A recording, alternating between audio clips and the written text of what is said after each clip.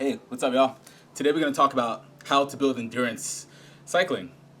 So there are three components on building endurance as a cyclist. The first one is going to be riding your bike. The second one is going to be nutrition. And then the third component is sleep. And I believe that those are the main three components to building endurance. Now, we're going to start with cycling. I've been riding my bike for a long time. I've been putting a lot of miles in.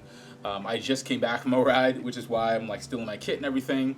Had a nice 23 mile trail session this morning. And so I think one of the big things with endurance is you have to put in the miles, So if you're new to cycling or if you've been riding your bike for quite some time, you want to start off with big miles, obviously, right? But if you can't do that, then you start off small. So you do that by commuting. So for me, when I owned a car, I would leave my car at home and I would ride to work. When I didn't have a car, it was even better because I had no choice but to ride my bike or commute via bus or something. But I highly recommend commuting. So if you live in a city, there's going to be bike lanes in your city somewhere, and if not, there's someone going to be riding a bike. So you need to sort of figure out how to do the same, right? So figure out a route that you can commute to work. Me, I used to work at the bike shop, and so I would ride 15 miles there and 15 miles back. That would give me a 30-mile day. And then you start off with 30-mile days, and then from days turns into weeks, and then weeks turns into months. And that's how you build up that endurance, I think also you have to have that adventure mindset, being able to take care of your motivation. So making something fun takes care of motivation when it comes to cycling. So in order to make it fun, I highly recommend joining Strava and getting a power meter, getting a cycling computer, getting a heart rate monitor, and getting a cadence sensor and measuring your data to have a baseline. And then from that baseline, you become 1% better throughout your cycling journey. So that could be by the day. If you're putting in, if you're putting in 30-mile days every week, 5 days a week, with say 2 recovery days or maybe even 6 days a week, you can measure how you could add on a couple of miles every day throughout your ride.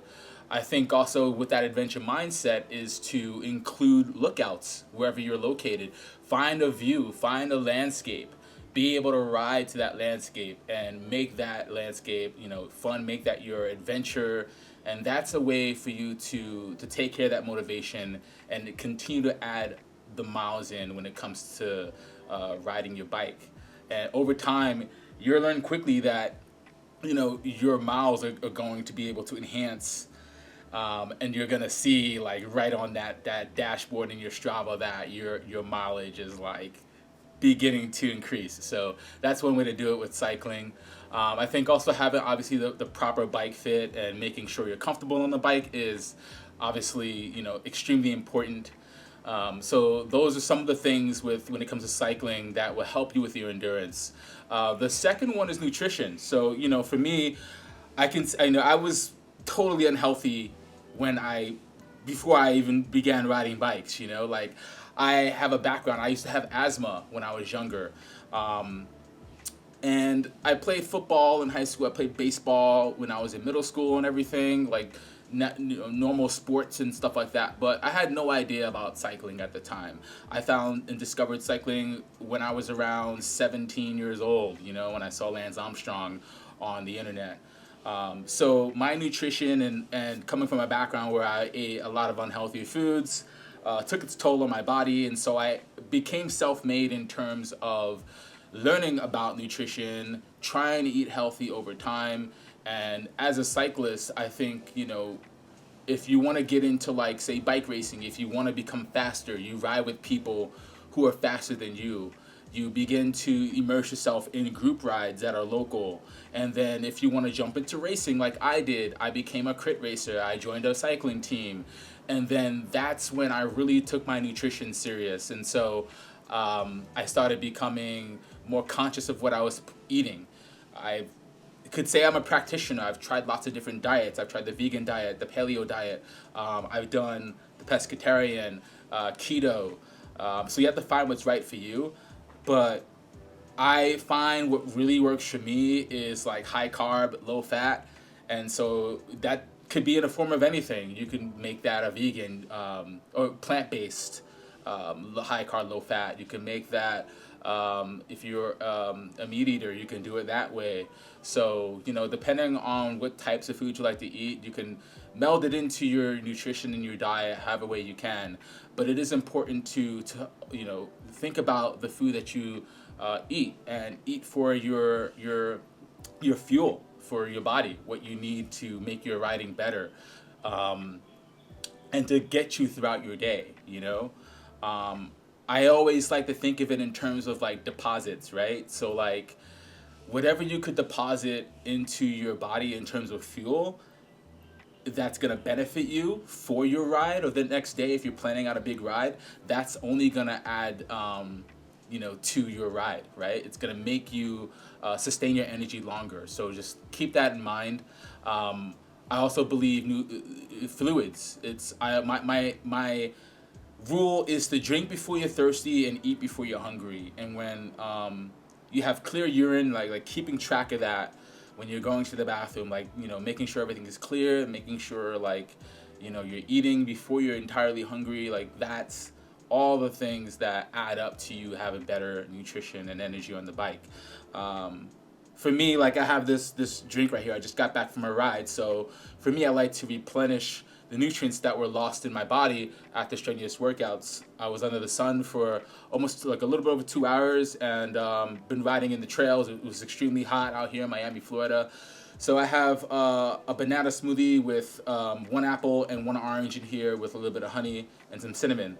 And this is gonna give me the potassium that I need and all the fibers and all the nutrients that was lost during my ride that I could replenish and feel good afterward. And it definitely does help me.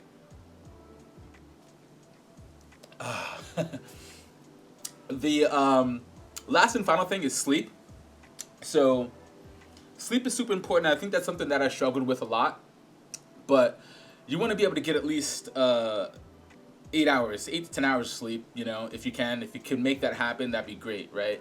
So I think, becoming a sunrise warrior is what I always like to say to try to aim for. And you do that by getting to bed early and getting up early. So try to get to bed before 10 o'clock if you can. And if you can schedule that in your day to try to get settled in bed around like 9 o'clock, and then you have your dinners earlier, that's the way to go. That way you can get up early, catch that sunrise, and then that routine will become discipline. That will become a habit, and that just becomes your lifestyle over time. And that's what happened to me, and that's how I continue to do and live my life. It wasn't easy. I didn't start there, but I feel like as a cyclist too, when it comes to being motivated to go cycling, you want to get out on the roads before the cars are busy, the streets, there's lots of traffic. So you want to make sure you're out there early on the roads and when no one's up. There's something about like being outside when there's a lot of people out there too that is like adds peace of mind and like puts me in a meditation state, right? And so that's how I like to enjoy my days and feel that my days are better when it comes to getting up earlier and having a powerful day. It's because I'm getting to bed earlier and getting up early. So that definitely helps. So try to like meld that into your schedule. I think one of the things that I do is I utilize my watch. I have a Garmin, and so you could set up alarms. Like, for me, I have a 9 o'clock alarm on here that vibrates and tells me like, get ready for bed. So that's when I tend to wind down. I lose my phone, I put it in another room, and I shut off all sorts of social media that doesn't distract me so that I can really, start to dim the lights, so like keep that in mind. And I feel like these are all the components that help you build your endurance as a cyclist. So we touched on 3 things. We touched on cycling, we touched on nutrition, and we touched on sleep. If there's anything that I missed out in this video, I would love to hear, drop them in the comments below. Listen, I've been told that I've helped a lot of people cycling and get into the sport. I started that through my training program called VeloHit, and if you'd like to check that out, you can check it out on velohit.com. Not here to sell you anything, but I am here to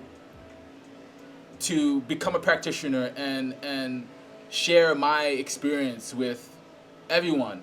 That's why I'm here on my YouTube channel, because I'm passionate about cycling. And because I've helped people along my journey, I want to be able to help you as well. So I'm not asking you for anything, but if you are interested in chatting to me personally, you can check out my coaching on velohit.com, and I'll leave a link in the description below about that for you to check it out if you're interested. But outside of that, I hope you all enjoyed the video. Look, I'm on my journey to 200,000 subscribers, so I would appreciate it if you could like, comment, and subscribe. That really helps out my channel and puts me up in the algorithm, and this video can help someone else who's looking for information on a topic similar to this is what I'm talking about here in this video. So we'd love for you all to help out and share, and we'd love to hear your thoughts on this topic as well in the comments below, and I will see you all in the next video. Peace out.